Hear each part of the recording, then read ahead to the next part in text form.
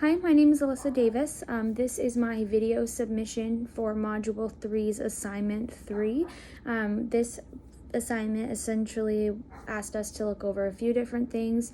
I am the kind of person who needs to have my thoughts written out prior to doing any type of video, just because I want to ensure that every point in my crazy head is touched on.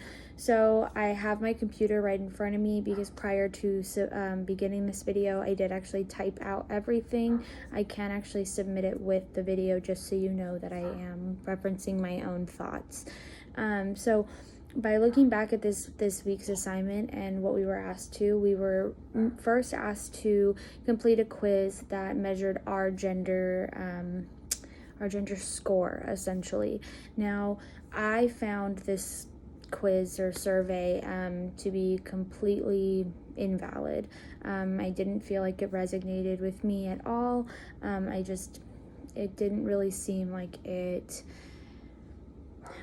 clicked with this topic for me. By completing the survey, by the time I finished, my femininity score was scored at a 5.0, which was listed at forgive me if I butcher these words, but androgynous.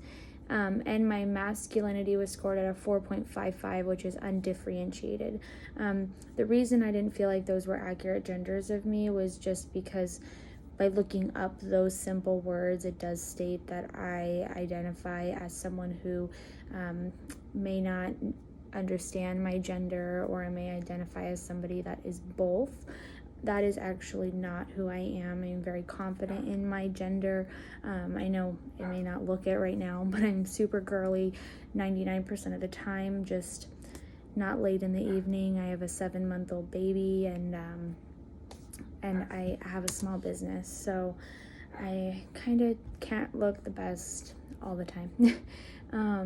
Anyway, now aside from that, again, I felt the value of this scale was nothing. It seemed very false to me. I'm not quite sure how my results were determined based on the information that I provided. It was just a simple semi-wet score to always score based on one-worded questions that they asked us.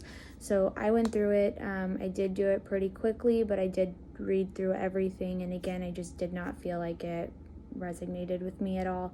I do believe that when it comes to determining our gender, biology does play a huge part in that. However, I do again believe that our physical characteristics play a huge part in that as well.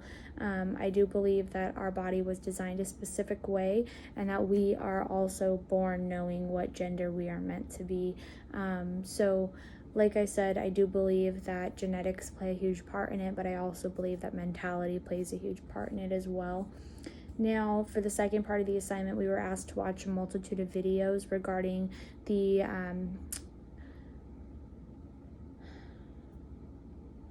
genders. I want to make sure I'm wording it correctly, but to look at the different gender roles in sports and what our thoughts on that was.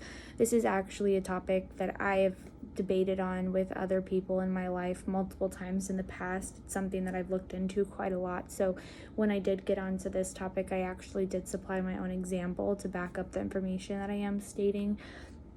So by watching this, the first video was a male that identified as a female who had run a race that was a women's race. I don't feel that this particular transgender should have been included on this team, as it was a women's only team. Now, yes, this transgender does identify as female. However, they are genetically a male, so they do have the advantages that the males have, such as higher stamina. They have more muscle tone, and typically they are a lot bigger, which means they can take bigger steps, they can take further jumps, things like that, things that women may not be able to do, which again then gives them the upper hand. let's see, so then we watched the second video, which was regarding Gabrielle Ludwig and her participation that was on the women's basketball team. Now this one, I felt like the upper hands were just very in our face. Gabrielle was much taller than everyone else on the team, so she had that advantage right there. Basketball is a sport where your height does play a huge part into it, and with that being said, if you are tall, you are more likely to get more balls in the hoop, which is going to help you win versus when you are smaller. Now most women are typically more petite or smaller. Even if you are tall, they are typically a smaller frame. Now men are the complete opposite. They're typically bigger framed, bigger shoulder. If they're taller, they typically have wider shoulders. So again, I felt like in this particular instance, she should not have been on that team. I just felt like her upper hands were very in your face. Now, I do want to just throw in again, I do fully support them. I do think they should be allowed to play in sports. However, when it comes to the safety of everyone else, I think that we have to weigh the safety of the majority of the group versus the want that one person has when it comes to playing on a team. This is where I actually threw in the example that I had mentioned. So previously, a transgender MMA fighter by the name of Fallon Fox had fought someone named Tamika Brent. Now, Fallon Fox is the transgender that was born male that turned female, and then Tamika Brent was the female that was born female, remained female, and is fighting as a female MMA fighter. Now, with that being said, Brent and Fox were actually asked to compete in an MMA fight by the network. Brent was severely damaged by Fox. It took Fox actually, I believe it was only 1 to 2 knockout hits, and she caused a fracture to her orbital bone, which caused a severe concussion. She had to get 7 staples in her scalp, and she was no longer fighting after that. And in an interview, she has mentioned that she's fought multiple women before. She can take a punch. She's been hit before. However, being hit by Fallon Fox was the hardest hit she's ever taken in her life, and it was something that she had never experienced. So again, it just goes hand in hand to show the point I'm trying to get across, where even though you may identify as a gender, you are genetically something different, which gives you upper hands that someone else may not have. And it kind of just goes back again in reference to somebody that a lot of people know of. His name is Joe Rogan. He talks about this MMA fight quite often. He uses an example that says if a female turned male and became a transgender male, we would not place this transgender male in the fighting ring with another male. Even if they weighed the exact same, we would not do that due to the risk of the transgender male.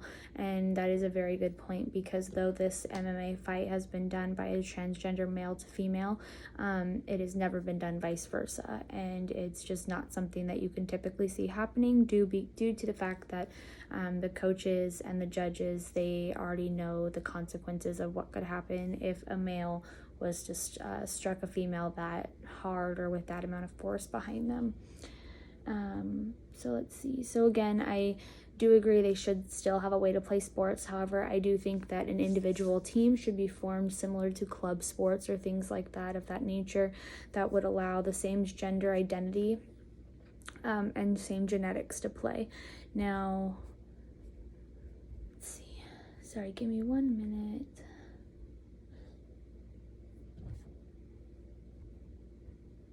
So based on the activities that were assigned for us during this assignment and the information that I had gathered over time doing this research on this very topic, I do think that genders should be measured based on the genetics that we are born with. However, I do think that gender identity should be something that we identify with as well.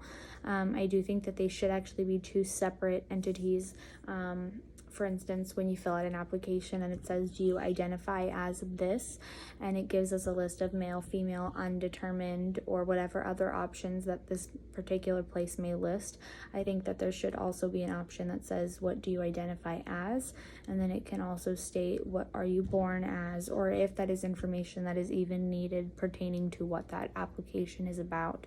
But I do, again, think that just because we are supportive in this particular aspect, we do need to ensure that everybody else is safe. And though I support you 1,000%, I still want to support this individual and support their health and well-being, and I want them to be successful. And that does mean that I have to stand aside both of you to ensure that you're getting what you want, but they're also getting what they want and maintaining health, or good health. Again, this was my video assignment. This was the first video assignment I have ever done. I did use my reference points that I typed out here, and I will go ahead and send them to you if they are needed. Thank you.